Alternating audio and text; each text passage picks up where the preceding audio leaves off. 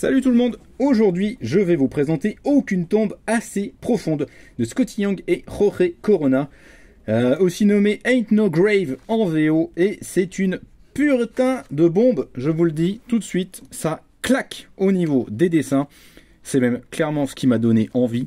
La couverture je trouve fabuleuse, et franchement les dessins de Jorge Corona, qui était un dessinateur que j'aime bien mais que j'ai surtout appris à aimer avec son taf là sur la série Transformers de Daniel Warren Johnson.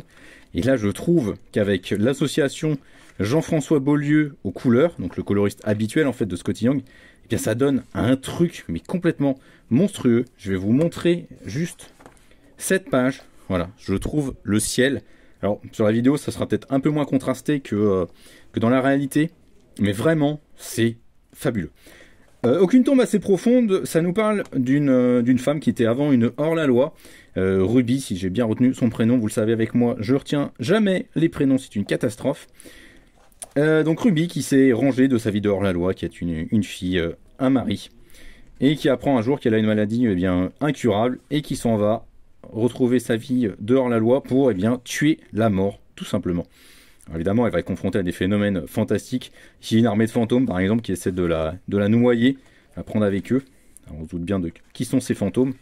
Et donc voilà, elle va se lancer dans un périple vers Cypress pour aller tuer la mort, faire un deal avec elle et s'en sortir. Donc c'est très violent, c'est très action, très bourrin. On va dire que le côté western, plus un prétexte en fait pour raconter l'histoire d'une femme qui souhaite atteindre la rédemption qu'elle n'aura peut-être jamais. En tout cas, une rédemption qu'elle a réussi à acquérir en se mariant et en ayant une petite fille avec laquelle elle a une relation très touchante qu'on découvre en flashback. On se rend compte que c'est une mère très aimante. Donc vraiment, il y a un côté fantastique très prononcé, hein, vous le voyez là avec la créature. Ça n'hésite pas à y aller. Et voilà, donc vous avez des séquences flashback comme ici, qui font un peu la petite maison dans la prairie, vraiment avec cette ambiance un peu guillerette qui contraste vachement avec toute l'action et le côté très violent qu'il peut y avoir. Donc voilà, chaque chapitre est vraiment une destination différente. Chaque chapitre a un nom très prononcé. Là, pareil, vous voyez, c'est fabuleux le décor.